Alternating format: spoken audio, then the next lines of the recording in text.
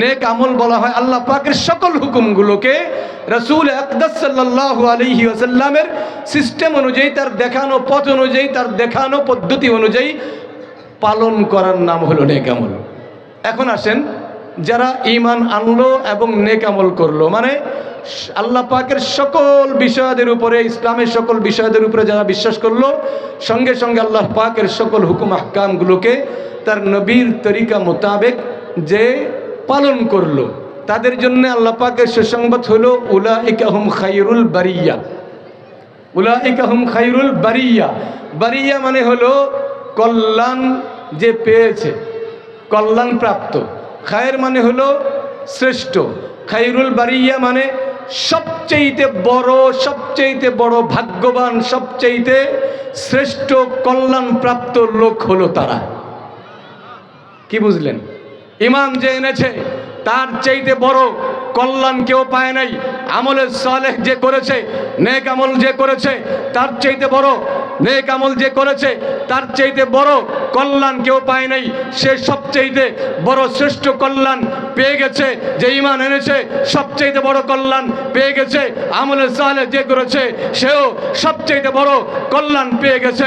বোঝা গেল পৃথিবীর বুকে যত মানুষ বসবাস করছে, এর মধ্যে যারা ঈমানদার, যারা আল্লাহর নবীর তরিকায় আল্লাহর হুকুমগুলো পালন করে, তাদের চাইতে শ্রেষ্ঠ ভাগ্যবান, তাদের চাইতে শ্রেষ্ঠ কল্যাণ প্রাপ্ত লোক পৃথিবীতে আর একজন নাই। কথা বলেন ঠিক কিনা? কল্যাণ প্রাপ্ত আমরা কারা? বুকে হাত দিয়ে বলেন কারা? আমরা। ঈমান কার কার আছে? হাত তুলেন তো দেখি। বিশ্বাস করেন তো আল্লাহকে? বিশ্বাস করেন তো কোরআনকে? বিশ্বাস রাখি তো আমরা আল্লাহর নবী সাল্লাল্লাহু আলাইহি ওয়াসাল্লামের উপরে? সবাই বিশ্বাস রাখি তো? এই যে বিশ্বাস রাখেন, এরপরে এখন কাজ হলো নবীর তরিকায় চলা। আপনি যে চলছেন, এই চলাটাও ইবাদত। এই চলাটাও কি ইবাদত? যদি নবীর তরিকায় হয়। আপনি বলছেন যদি নবীর তরিকায় হয়, বলাটা ইবাদত। আপনি বসছেন নবীর তরিকায় হলে ইবাদত। আপনি ক্রন্দন করেছেন নবীর তরিকায় হলে ইবাদত। আপনি হাসি দিয়েছেন নবীর মহাব্বতে দিলে ইবাদত। আপনি বসেছেন, আপনি শুয়েছেন নবীর তরিকায় যদি শোন তাহলে ইবাদত। আপনি ওয়াশরুমে গিয়েছেন নবীর তরিকায় হইলে ওটাও কি বলেন? ইবাদত। এই ইবাদত যদি পুরা জিন্দিগিটারে ইবাদত বানাইতে হয়, তাহলে পুরা জিন্দিগির প্রত্যেকটা পদক্ষেপ কার তরিকায় নিতে হবে? জোরে বলেন কার তরিকায়? জোরে বলেন কার তরিকায়? নবীর তরিকায় যদি আমরা পদক্ষেপগুলো নেই, আমার পুরা জিন্দিগির সব ইবাদত হবে। আমার বেচা বিক্রি ইবাদত হবে, আমার ব্যবসা বাণিজ্য ইবাদত হবে, আমার চাকরি বাকরি ইবাদত হবে, আমার ক্ষেত খামারি ইবাদত হবে, আমি দোকানে বসে আছি দোকানদারি ইবাদত হবে, দোকানে আমি ক্রেতা হিসাবে গিয়েছি, আমার ওই কেনা বেচাটা যদি আল্লাহর নবীর তরিকা মোতাবেক হয়, ক্রেতাও ইবাদত করতেছে। কথা বলেন ঠিক কিনা? এই জন্য এইগুলা যারা করবে তাদের সম্পর্কে আল্লাহর ঘোষণা হলো তারা শ্রেষ্ঠ কল্যাণ প্রাপ্ত লোক। সবচাইতে বড় কল্যাণ প্রাপ্ত তারা। তাদের চাইতে এত বড় ভাগ্যবান কেউ নাই। সবচাইতে শ্রেষ্ঠ ভাগ্যবান তারা। তাদের জন্য আল্লাহ পাকের একটা ঘোষণা হলো, তাদের পুরস্কার কি? পুরস্কারের ঘোষণা আল্লাহ বলছেন জাযাউহুম ইনদা রাব্বিহিম। জাযাউহুম ইনদা রাব্বিহিম। ঈমান আনছে, আমল করেছে, বিশ্বাস করেছে আল্লাহকে, এক হিসাবে মেনেছে আল্লাহকে, তার নবীর উপরে রিসালাতের প্রতি ঈমান এনেছে, আল্লাহর নবীকে শেষ নবী হিসাবে মেনেছে, অন্যান্য নবীদের উপরে তার আস্থা আছে, বিশ্বাস আছে, কিতাবগুলোকে বিশ্বাস করেছে, আর আল্লাহর কোরআনের প্রতি বিশ্বাস আছে। এরপরে কিয়ামতের ময়দানে আবার পুনরুত্থিত হবে, সবাই একত্রিত হব, এটার প্রতি বিশ্বাস আছে। কিয়ামতের ময়দানের পরকালের প্রতি বিশ্বাস আছে, জান্নাত জাহান্নাম হক, এর প্রতি বিশ্বাস আছে। বিশ্বাস থাকবার পরে বসে থাকে নাই, ওই অনুযায়ী আল্লাহ পাকের হুকুমগুলোকে পালন করেছে। তাদের জন্য আল্লাহ পাকের বিধান হলো, আল্লাহ পাকের পুরস্কারের বিধান হলো জাযাউহুম, তাদের প্রতিদান ইনদা রাব্বিহিম, তাদের রবের কাছে, মালিকের কাছে তাদের প্রতিদান হলো জান্নাতুল আদন। তাদের জন্য আল্লাহ পাক জান্নাতুল আদনের ব্যবস্থা করছে, চিরস্থায়ী জান্নাত, জান্নাতে আদন তাজরি, এমন জান্নাত তাহতিহাল আনহার, যে জান্নাতের পাদদেশে নহর সমূহ প্রবাহিত হবে। কিসের নহর? কিসের নহর? ধরেন আপনি বর্তমান যুগে দেখবেন মানুষ একটু বিলাসী হইলে কি করে, টাকা পয়সা বেশি হইলে বাড়ি করে, সুইমিং পুল বানায়, বানায় কি বানায় না? দেখছেন না আপনারা? বাড়ি করে, সামনে একটু নদীর মতো খনন করে তারপরে একটা পুল দিয়ে দেয়, ব্রিজ দিয়ে দেয়, পার হয়ে যাতে বাড়িতে উঠতে পারে, এই সৌন্দর্যটা আরো বাড়ে। এটা কোত্থেকে পাইল? জান্নাত। জান্নাত এমন, জান্নাতের ভেতরে নহর প্রবাহিত হবে আপনার মহলের পাদদেশে, চতুর্পাশে, এমনকি নিচে পর্যন্ত নহর প্রবাহিত হবে। নহর কয় ধরনের হবে? আল্লাহ পাক বলে দিয়েছেন, ফিহা আনহারুম মিম্মা ইন গায়রি আসিন। এমন নহর থাকবে যেটা পানির নহর, এমন স্বচ্ছ পানি যেই পানি একেবারে 1000 ফিট, 70,000 ফিট নিচের বালু কণাটা পর্যন্ত স্পষ্ট দেখা যাবে, এত পরিষ্কার পানি। ফিহা আনহারুম মিম্মা ইন গায়রি আসিন وأنهار من عسل مصفى وأنهار من لبن لم يتغير طعمه وأنهار من خمر لذة للشاربين। নহর হবে দুধের নহর, নহর হবে এমন মধুর নহর, এরপরে নহর হবে লাজ্জাতিল লিশারিবিন, খামর, শরবতের নহর। এমন শরবত হবে একবার চুমুক দিলে পরে, এমন শরবত একবার চুমুক দিলে পরে 70 বছর পর্যন্ত স্বাদ জিহ্বায় লেগে থাকবে। এমন পানি হবে যেই পানি একবার চুমুক দেওয়ার পরে 50,000 বছরের পুরা কিয়ামতের ময়দানের তাপদাহের মধ্যে সে কোনোদিন পিপাসার কথা কল্পনাও তার মাথায় আসবে না, পিপাসিত হবে না। এমন নহর থাকবে। এই নহর জান্নাতে চতুর্পাশে প্রবাহিত হবে।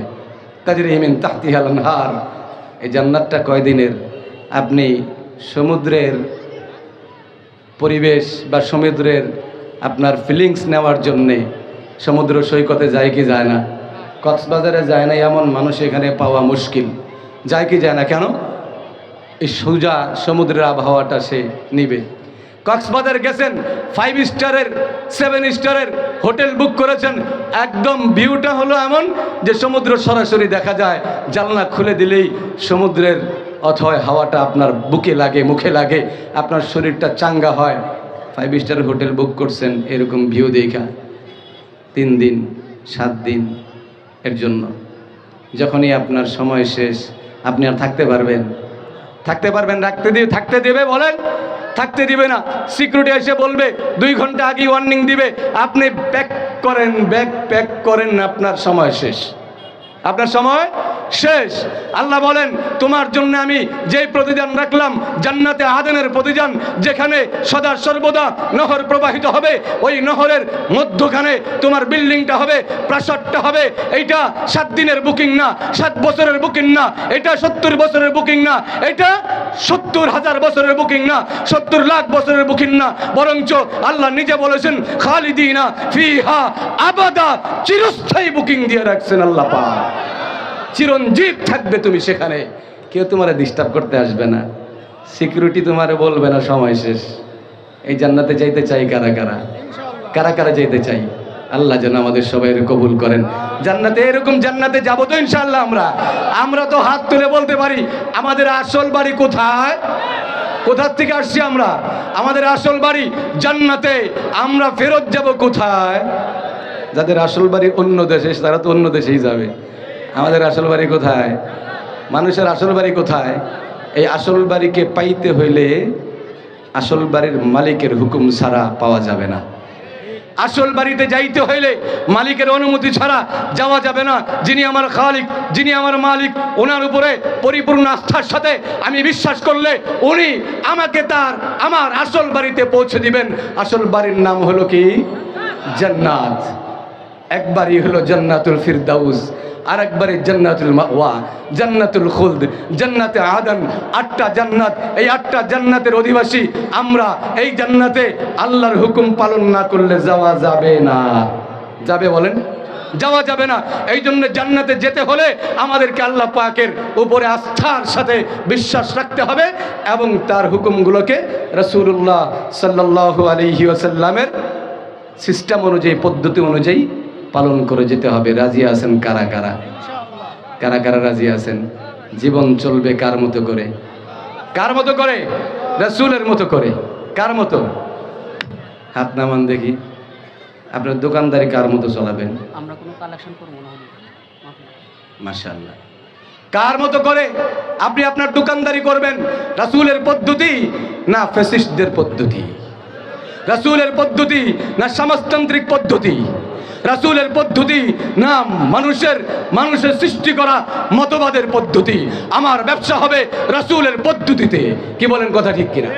তাইলে আল্লাহর হুকুম পালন করলাম, আর যদি আল্লাহর হুকুম রাসূলের পদ্ধতিতে পালন না করলাম, সেটা নেকামল হবে? কি বলেন, ব্যবসাটা নেকামল না? ব্যবসা নেকামল। আল্লাহ কোরআনে বলেছেন ব্যবসায়ীদের সম্পর্কে, রিজালুন লা তুলহিহিম তিজারা ওয়ালা বাইউন আন যিকরিল্লাহ। এমন মহা মানবরা দুনিয়াতে থাকবে যাদের ব্যবসা যত বড় হোক না কেন তারা শিল্পপতি হতে পারে, কিন্তু তাদের এই শিল্প কারখানা, তাদের ব্যবসা বাণিজ্য তাদেরকে আল্লাহ বিমুখ করবে না, আল্লাহ থেকে আলাদা করবে না। তাদের দিলের মধ্যে ব্যবসায়ী শিল্পপতি হলেও তারা আল্লাহমুখী থাকবে। এমন পুরুষ, এমন মানুষ আছে কি নাই? এমন মহামানব আছে কি নাই? কেমন মহামানব! রাসূল সাল্লাল্লাহু আলাইহি ওয়াসাল্লাম বলতেছিলেন সাহাবা একরামের সামনে, শোনো, সাহাবা একরাম 10 জন সাহাবীর যেদিন উনি সুসংবাদ দিলেন, জান্নাতের সুসংবাদ দুনিয়া থাকা অবস্থায়, যে অমুকের জন্য আবু বকর ফিল জান্নাহ, ওমর ফিল জান্নাহ, আলী ফিল জান্নাহ, ওসমান ফিল জান্নাহ, একে একে বলতে বলতে থেমে গেছেন। থামার পরে কয়, আমি দেখলাম কিয়ামতের ময়দানে একটা মানুষ দীর্ঘ সময় পরে ঘামতে ঘামতে ক্লান্ত শ্রান্ত অবস্থায়, ঘর্মান্ত অবস্থায় আমার কাছে আসলো, সেও জান্নাতে গেল। সাহাবায়ে কেরাম জিজ্ঞেস করছেন, এত গাইমা শ্রান্ত ক্লান্ত অবস্থা কে আসলো? আল্লাহর নবী বললেন, হুয়া আব্দুর রহমান ইবনে আউফ। তার নাম হলো আব্দুর রহমান ইবনে আউফ। আব্দুর রহমান ইবনে আউফ বসা, দাঁড়াইলেন, দাঁড়ায় বললেন, ইয়া রাসূলুল্লাহ, এত দেরি হইল কেন? কয়, শোনো কত দেরি হয়েছে। 500 বছর পরে আসছে। কয় বছর? 500 বছর পরে। আব্দুর রহমান ইবনে আউফ জিজ্ঞেস করলেন, কারণটা কি? তোমার সম্পদ বেশি। তোমার কি বেশি? সম্পদ বেশি, ব্যবসা বাণিজ্য বেশি। তোমার হিসাব দিতে দিতে, সম্পদের হিসাব দিতে দিতে তোমার 500 বছর সময় বেশি লেগে গেছে, এই জন্য তুমি সবার পরে আসছো। 500 বছর পরে তুমি জান্নাতে গেছো। আব্দুর রহমান ইবনে আউফ দাঁড়ায় বলেন, ইয়া রাসূলুল্লাহ, আপনার সাক্ষী রেখে আপনাকে আল্লাহর জাতের কসম করে বলি, আমার সমুদায় সম্পদ এই মুহূর্তে আমি আল্লাহর দ্বীনের জন্য আমি দান করে দিলাম। চিৎকার করে বলেন সুবহানাল্লাহ। রিজালুন লা তুলহিহিম তিজারা। কাজেই এই ব্যবসাটা আর ব্যবসায়ীরা যদি আল্লাহর হুকুমের উপরে, রাসূলের তরিকার উপরে ব্যবসা পরিচালনা করে, সে শিল্পপতি হলেও সে জান্নাতি, সেও জান্নাতে আদানে যাবে। এই জন্য শিল্পপতি তো জান্নাতে, রাজনীতিবিদরা জান্নাতে যাইতে হইব না? কথা কয় না দেখি, রাজনীতিবিদদের জান্নাতে যাইতে হবে না? রাজনীতিটা কি এটা আল্লাহ পাকের হুকুমের বাইরে? কি বলেন? রাজনীতি যদি আল্লাহ পাকের হুকুমের বাইরে হতো তাহলে নবী রাজনীতি করতেন না। নবী খালি দাওয়াতি দিতেন, নবী খালি মানুষের কাছে মিঠা মিঠা কথাই কইতেন। নবী মদিনার রাষ্ট্র কায়েম করলেন, প্রতিষ্ঠা করলেন, ইসলাম প্রতিষ্ঠা হলো। নবী চিন্তা করলেন মদিনার এই এতটুকু শহরের মধ্যে ইসলামকে আবদ্ধ রাখলে চলবে না, ইসলামের এই সুশীতল ছায়াকে আরো বাড়াতে হবে, ইসলামের পরিধিকে বাড়াতে হবে। উনি ঘোষণা করে দিলেন একেবারে রোম পারস্য পর্যন্ত ইসলামের ছায়া তলে আসবে। এটা রাজনীতি ছিল না অরাজনীতি ছিল? রাজনীতি ছিল না অরাজনীতি ছিল? তাহলে রাজনীতিবিদরা কি জান্নাতে যাইব না?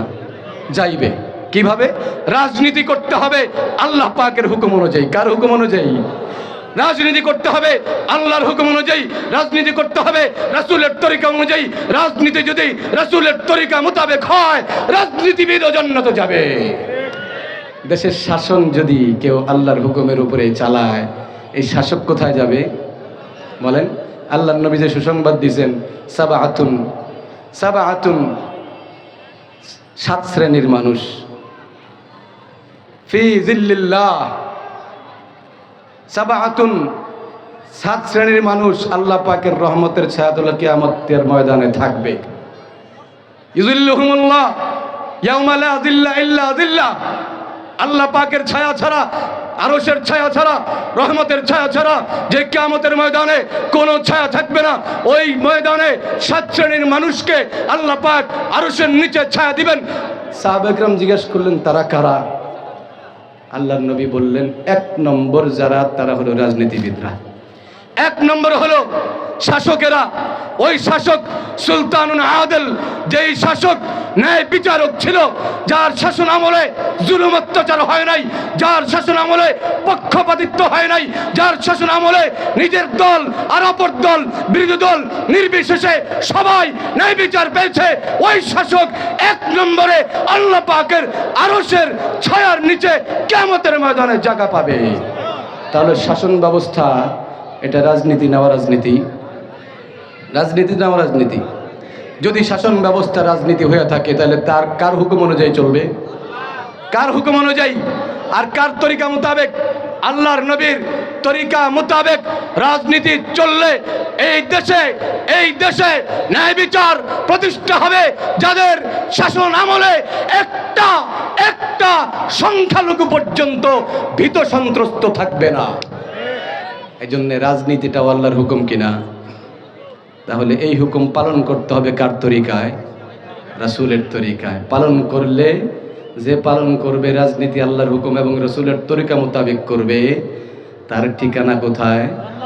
সবাই বলেন কোথায়? জান্নাতে। রাজনীতি চলবে কার হুকুম অনুযায়ী? আর রাজনীতি করবেন কাট্টা রাজনীতি কাট্টা রাজনীতি আমরা করি, ইসলামী রাজনীতি। কেউ বলে ধর্ম নিয়ে রাজনীতি চলবে না, আমরা বলি আমরা ধর্ম নিয়ে রাজনীতি করি না, আমরা ধর্মীয় রাজনীতি করি। কথা বলেন ঠিক কিনা? ধর্ম নিয়ে রাজনীতি তোমরা করো, শপথ গ্রহণ অনুষ্ঠানে মাথায় ভর্তি মূর্তি লাগায় তসবি, এরপরে আবার আরেক জায়গায় গেলে হইলো সিঁদুরও লাগায় কি লাগায় না বলেন? তাহলে ধর্ম নিয়ে রাজনীতি ওরা করে, আমরা ধর্মীয় রাজনীতি করি। কারণ আমাদের ধর্ম রাজনীতির বাইরে না। আমাদের ধর্ম কিসের বাইরে না? আমাদের ধর্ম রাজনীতির বাইরে না। আমাদের ধর্ম বলে যে তোমার জীবনটাই হবে ইসলামী রাজনীতি অনুযায়ী, ইসলাম অনুযায়ী। যদি ইসলাম অনুযায়ী হয়, রাজনীতিটাও ইসলামের বাইরে না। কেউ কয় কোরআনের মধ্যে, কোরআনের সাথে রাজনীতির কোনো সম্পর্ক নাই। এই দল আছে কি নাই? কোরআনের মধ্যে 916টা আয়াত নাজিলি হয়েছে রাজনীতি সম্পর্কে। কয়টা? 916টা, কমপক্ষে 916টা আয়াত রাজনীতি সম্পর্কে নাজিল হয়েছে। রাজনীতি করবার জন্যই নাজিল হয়েছে, ইসলামী রাজনীতিকে দুনিয়াতে প্রতিষ্ঠা করবার জন্যই নাজিল হয়েছে। যারা বলে তারা গণ্ডমূর্খ। যারা বলে কোরআনের সাথে রাজনীতির সম্পর্ক নাই, তারা কে বলেন? মূর্খ। তারা বুঝে নাই, কোরআন বুঝেই না। এই জন্য রাজনীতিটাও আল্লাহর হুকুম অনুযায়ী চলতে হবে। রাজি আছেন? সামনে ইসলামী রাজনীতি যারা করে তাদের দলভুক্ত হয়ে যান। যারা ইসলামী রাজনীতি করে, ধর্মীয় রাজনীতি করে, ধর্মীয় রাজনীতি, ধর্ম নিয়ে না, ধর্মীয়, পুরা রাজনীতিটার মধ্যে যাদের ধর্ম চর্চা হয়, রাজনীতিটাই ধর্ম অনুযায়ী করে, সেই দলের অন্তর্ভুক্ত হয়ে যান। সময় আছে এখনো, নাইলে বাঁচার কোনো উপায় নাই। নাইলে কে? না হলে বাংলাদেশে শান্তি আসবে না। ইসলাম ছাড়া কেউ শান্তি প্রতিষ্ঠা করতে পারে নাই। 52 লক্ষ বর্গ মাইল ছিল বাংলাদেশে, 52 লক্ষ বর্গ মাইল ছিল ইসলামী রাজনীতিতে। ইসলামী রাজনীতির জামানায় ইসলামী ভূখণ্ড, মুসলমানদের ভূখণ্ড, খেলাফতের ভূখণ্ড, আমিরে মুআবিয়ার জামানায় 62 লক্ষ বর্গ মাইল ছিল মুসলমানদের ভূখণ্ড, খেলাফতের ভূখণ্ড। পুরা আপনার 62 লক্ষ বর্গ মাইলের কোথাও একজন আপনার সংখ্যালঘু নির্যাতিত হয় নাই। এখন হয় কেন? তারা ধর্ম নিয়ে রাজনীতি করে না, তারা ধর্ম নিয়ে রাজনীতি করে, ধর্মীয় রাজনীতি করে না। এই কারণে ধর্মীয় রাজনীতিতে আসেন। ধর্মীয় রাজনীতিতে আসবার পরে, কারণ এটা আল্লাহর হুকুম, এটার উপরে আসলে ধর্ম নিয়ে না, ধর্মীয় রাজনীতি করে আপনি এদেশে ইসলাম কায়েম করেন, এদেশে আপনি শাসন ব্যবস্থা ইসলামেরটা কায়েম করেন, এদেশে খেলাফত আলা মিনহাজুন নবুওয়া কায়েম করেন। রব্বে কাবার কসম, 56,000 বর্গ মাইলের কোথাও একজন সংখ্যালঘু নির্যাতিত হবে না। সবার অধিকার প্রতিষ্ঠা হবে। কি বলেন? কথা বলেন ঠিক কিনা? কারণ ইসলামটা এটা শান্তির ধর্ম, সাম্যের ধর্ম। ইসলাম ছাড়া সাম্য, শান্তি কেউ প্রতিষ্ঠা করতে পারে না। আল্লামা ইকবাল বলছেন, ये बात आया है दुनिया पर, हम फूल भी है तलवार भी है, या बस में जहां महकाएंगे या खून में नहा कर दम लेंगे। এইটা স্পষ্ট দুনিয়াতে আমাদের সম্পর্কে এটা পুরা প্রসিদ্ধ যে আমরা ফুলও আছি, আমাদের হাতে তলোয়ারও আছে। কোথাও আমরা ফুলের সুবাস ছড়াই, আর কোথাও রক্তে রাঙিয়ে, তলোয়ারকে রক্তে রাঙিয়ে ক্ষান্ত হই। কাজেই আমরা সেই জাতি, আমরা সেই জাতি, ধর্মের পথে শহীদ যাহারা, আমরা সেই সে জাতি। সাম্যমৈত্রী এনেছি আমরা, বিশ্ব করেছি জ্ঞাতি। মুসলমান ছাড়া পৃথিবীতে সাম্যমৈত্রী কেউ প্রতিষ্ঠা করতে পারে নাই, কাজে ইসলাম ছাড়া প্রতিষ্ঠা কেউ করতে পারবে না। কাজেই বাংলার জমিনে ইসলামকে প্রতিষ্ঠা করে সাম্য প্রতিষ্ঠা করতে হবে। স্বাধীনতার 54 বছর চলে, 53 বছর পর্যন্ত সাম্যমৈত্রী কেউ প্রতিষ্ঠা করতে পারে নাই। পারছে বলেন? সাম্যমৈত্রী কেউ প্রতিষ্ঠা করতে পারে না, আমরা বহুত দেখছি। এই জন্য আপনারা সবাই মিলে একটা সিদ্ধান্ত নেন, সাম্যমৈত্রী প্রতিষ্ঠা করতে হইলে ইসলামকে প্রতিষ্ঠা করতে হবে। ইসলাম এই জমিনে প্রতিষ্ঠা হোক। কারা কারা চান? হাত তোলেন। কারা কারা চান?